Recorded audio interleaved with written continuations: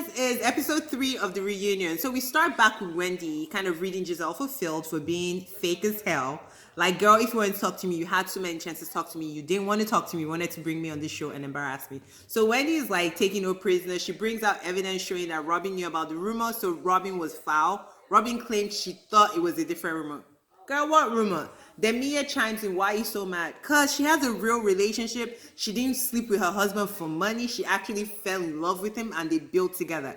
That's why she was so mad, but you wouldn't understand that. So I'm just like, these people are trifling. Giselle continues to lie, claiming that they spoke. And Wendy has the evidence, which was ridiculous, but it showed that they only spoke for 1 minute. And eventually, Andy is just kind of bored with the segment. He's like, does anyone want to apologize? And Ashley is like, I apologize for making you feel like we're questioning your womanhood. We're judging you guys. We're judging her. Own it, live in it, enjoy it. Okay? Don't try to be fake now. So it's Robin's segment, and basically they talk about her pandemic depression, which is real. And she says she did not acknowledge it because, you know, she's a strong woman and one regrets the way he treated her. So they talk about, girl, is you all getting married or is he not getting married? And she says she hopes so. Who hopes so? You're either getting married or not. But out of everybody in the room, even Giselle hesitated to raise her hand when they asked who believes they're going to get married. I was just like, this is not looking good. Anyway, the good news is her hat business is doing really well. She's not putting anything in TJ Maxx or Macy's because she says she's killing it on e-commerce, which is great. She says she paid her down payment for her house with the house. She paid her IRS taxes with the house. I think the IRS taxes was like close to 100,000. So that's really impressive. So I'm really like excited for her. With her one, there's news that he doesn't even live in the house. Someone, I've forgotten what channel I was on. The person like was their neighbor. She was like, she's not seeing Robin and Juan together. Anyway, she talks about having a kid before she's 43. She's currently 42, so she's not having a kid, basically. And the girls are like, well, if you want a girl, don't do doggy style, don't do this. She's not having a kid. Y'all are wasting your time. Then Andy goes and finds Nicki Minaj. Yes. So the husband's walking. Everyone looks pretty dapper except Chris, who has a t-shirt on and a drink in his hand. Not sure what's going on. Then we're sitting down getting ready. Miss Dorothy calls, crazy as hell. And they're questioning her about the parking lot fiasco. And she's like, well, I was just being asked questions and I answered. I don't think I need to apologize. And he's like, do you think you owe Chris an apology? She's like, I guess so if you say so, but that's not a real apology. Andy's freaking shady. So we do the G segment. Obviously, G was lit. We knew that. So G's like, well, I'm not like this all the time. But Mia is like, he's like that when he drinks, which, whatever, you know, nothing bad happened. He was a little rowdy. He apologized. We moved on. So there's a question posed to Ashley because Ashley seems to be so judgmental of G, even though she's married to Michael, who grabs butts without permission and apparently said he wanted to, you know, to Juan. But I'm just like, girl, and they ask her and she's like, she's caught off guard because Andy says, she's like, oh, my husband has not been overtly sexual to anybody in this group. Then Andrew reminds her of the statement about Juan. He didn't mention the butt grabbing because, you know, that was a lawsuit.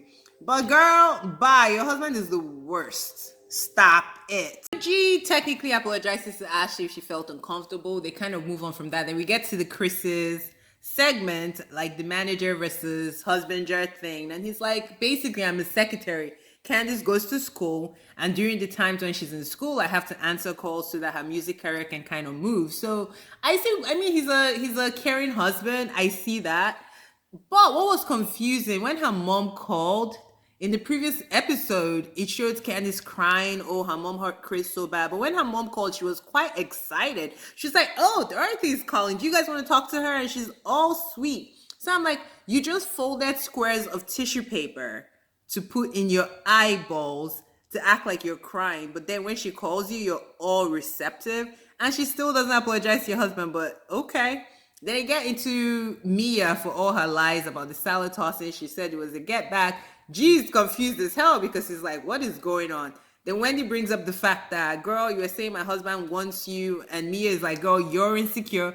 Which Wendy was definitely insecure because during that game, because she was directing everything Eddie wrote. Like, I'm all for you when you right, but when you're wrong, I'm going to call you out.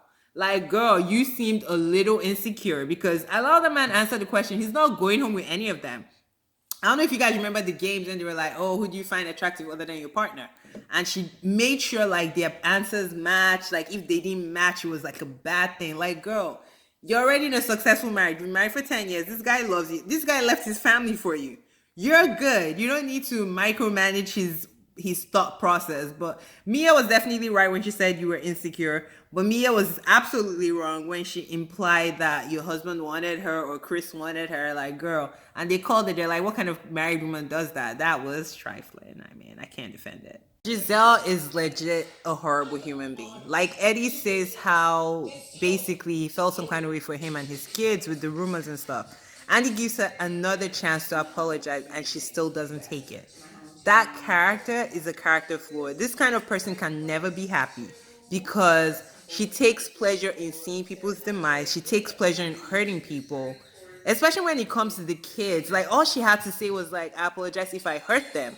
Do the fake housewives apology, but she's like, no, I don't have to apologize. I said I didn't believe it. But you also said maybe she's doing her body because of the rumors. So pick a side. Like, she's just horrible. She's just horrible. I cannot. We do Karen's segment. She's still the ambassador of Surrey, and apparently Surrey just got Wi-Fi, which is good. So Ray's like bigging up Karen, like, you know, she doesn't advertise herself as much as I think she should. Karen is appreciated. Next thing, Chris from nowhere comes in talking about, so when Ray does it is this, when I do it is I'm riding on Candace's coattail. And Giselle answered him appropriately. The difference is that Ray was a breadwinner for years, decades. And you haven't shown us to be that. And he's like, you guys think I'm a bomb? You guys think I came from nothing? You guys think this and that? I'm like, bruh, you've not shown yourself to be more than what we see. Do it, then we'll acknowledge you correctly. So goodbye, Chris. I felt bad for him, but I couldn't defend him as well.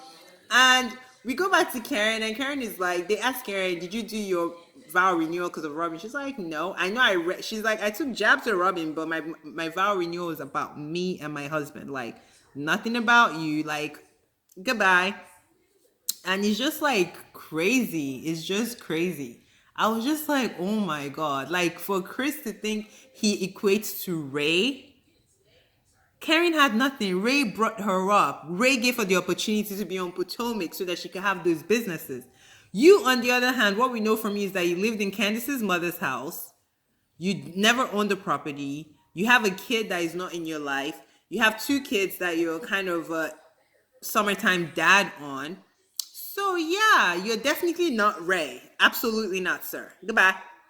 Then obviously everybody scrambles around and we welcome Nicki Minaj into the scene. Yes. So Nicki, I love the way she comes in. She kind of gives them the good. Like, I really love you guys. I admire you. That's why I'm here.